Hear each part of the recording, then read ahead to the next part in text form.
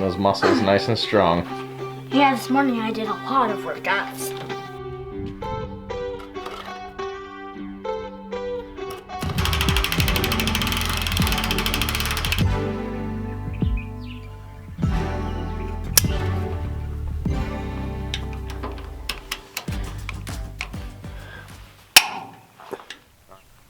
What's up, guys? You may have just stumbled upon my most boring video to date. I'm going to be installing a tow hitch on my brand new 2013 Chevy Silverado because it doesn't have one, and I spent the better part of 1.5 to 2 years building an awesome travel trailer, and I need something to tow it. So it may not be interesting for all of you. I know automotive type subjects can be a big turnoff, as a lot of people would prefer to just take their vehicle to a mechanic and have it done properly. But I think it's important to realize that a lot of these things you can do yourself is if you simply follow instructions, as I will be doing for this tow hitch. So anyway, let me pull the truck underneath the auto shop right there, and I'm going to show you the hitch I'm going to install, how to install it, and you're going to see me using some Ryobi impact drivers because they sent them to me. So I want to say thank you to Ryobi and the Home Depot Prospective for giving me these impact drivers and allowing me to do this kind of project in here. So let's get started. Right there, like that.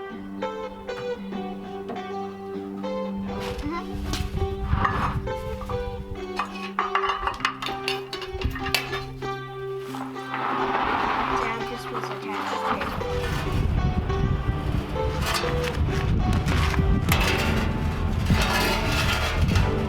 Good job.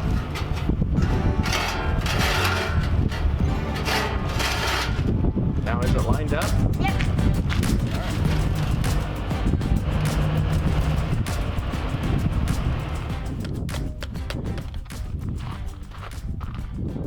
Alright, so with the truck up on the ramps, I am now ready to do the real work.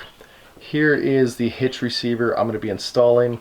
I purchased this from eTrailer.com, which I have purchased from in the past, mostly for my travel trailer project, and always had good luck. The tongue weight on this hitch receiver is rated for 1,600 pounds, and the total trailer weight is 16,000, which will surely be beefy enough for my little trailer, which is 2,825 pounds dry weight. I'm not sure if I ever talked about that in the trailer videos yet, but that's what it is. And then in the shop, I just have all of the rest of the parts and pieces laid out just to make sure I have what I need. So I've got all the washers, nuts and bolts, my instructions here, and then I'm going to be using my Ryobi 1/2 inch impact wrench and maybe the little 1/4 inch one, but this is what I'm going to do the bulk of the work with. And then I've got the rest of the wrenches and sockets, and the only other thing I need is I need to borrow a torque wrench from my neighbor Al, because he's kind of my go-to guy when it comes to that stuff. And that's his shop way over there.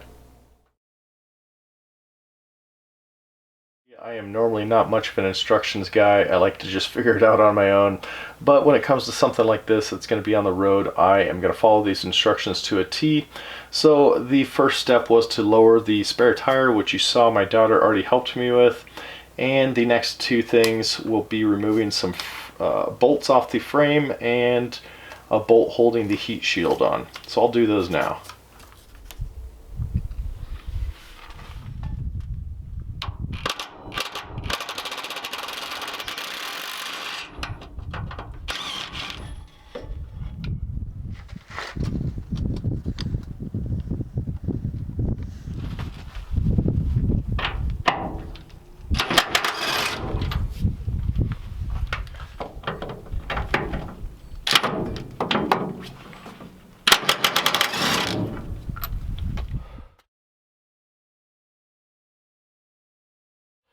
So with that done, the next step on the list has to do with my bed size of truck, which is a short bed, and I've got to add these brackets onto the hitch with these nuts, bolts, and lock washers to make all the holes align. I guess if I had a long bed, I wouldn't have to do any of that, but that's what I got to do. But this is the first technical aspect because I'm going to have to torque these down to 75 pounds, and that's what I went over to my neighbor Al's for, so I could borrow his torque wrench.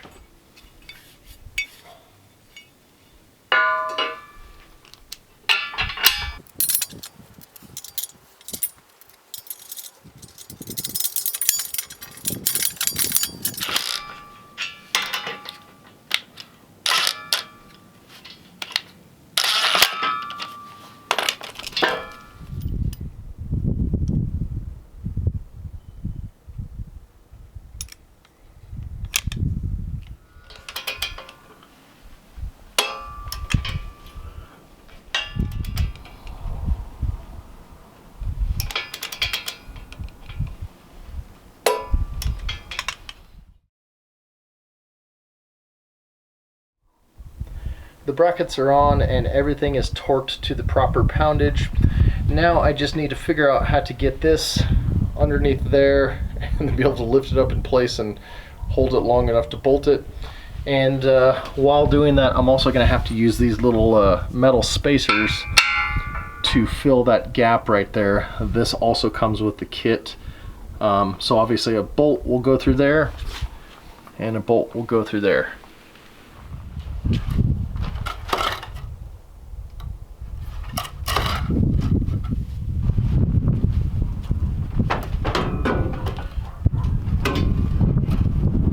Well, this may look scary to some, but I can assure you it is reasonably safe. If you're wondering what I was going to use those cutouts from my workbench build a couple of months ago, I'm using them as shims. So I have everything shimmed roughly to about maybe half an inch from the frame rail, and it should be enough for me to kind of just nudge it into place and start securing it with the bolts and lock washers.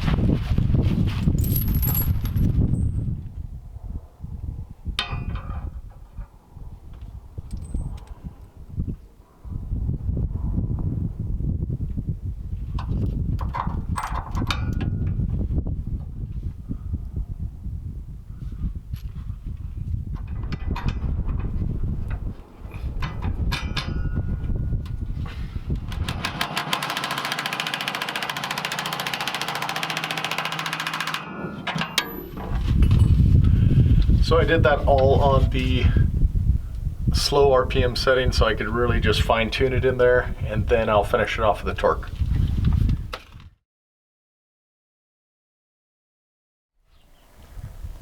Well, the two sets of main bolts along each frame rail have been installed, and the last two that I'm going to be installing will go directly into the back portion of the bumper, right underneath here.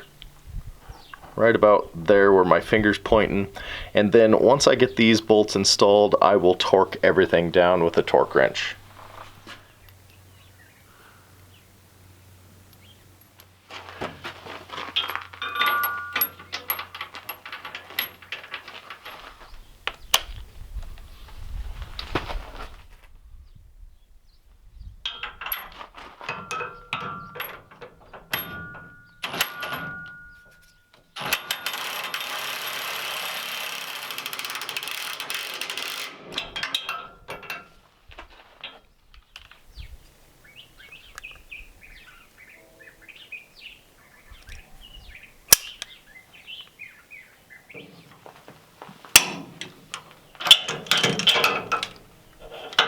That little click right at the end is when it hits the torque rating.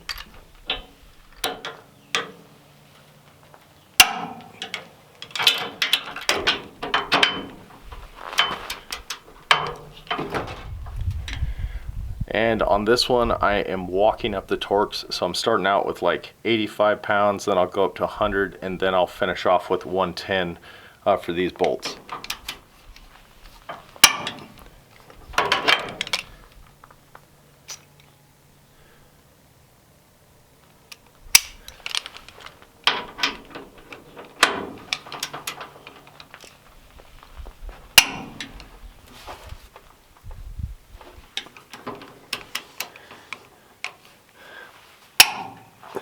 All right, right there.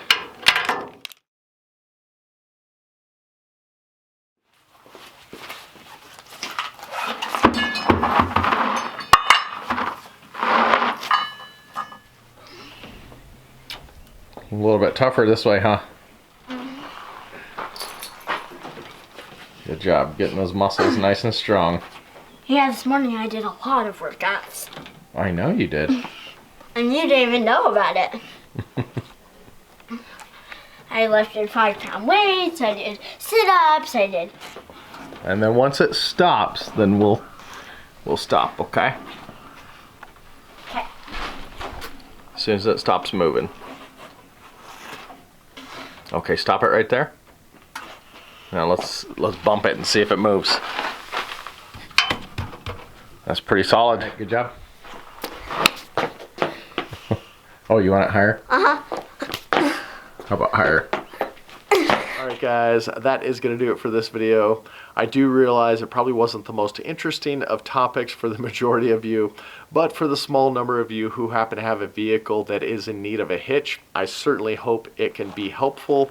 One thing I want to point out is that while I installed this on a pickup truck, the same principles of installing a hitch apply to virtually any vehicle, whether it be a car or a van or an SUV. You're just going to select the right hitch, get everything lined up with the frame rails of your vehicle, install your fasteners, snug them up, and then just make sure you torque everything down to the specifications indicated in the instructions. It's a very important aspect since you're going to be taking it on the road and potentially hauling something very heavy with it. You don't want anything coming loose.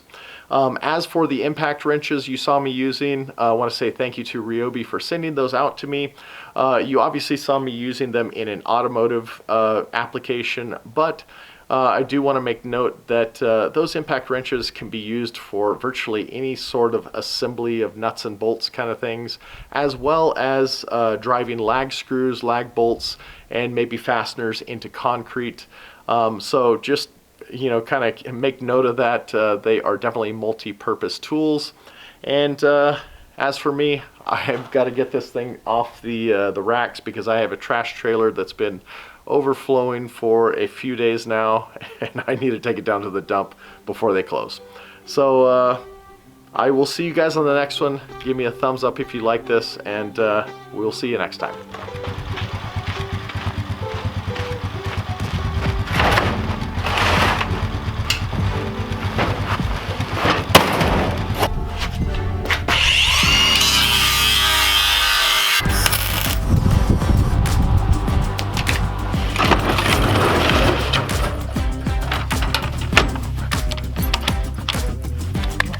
See how the pipe going across the middle of the window collects water from those gutters, runs there, and then ultimately runs into this rainbow.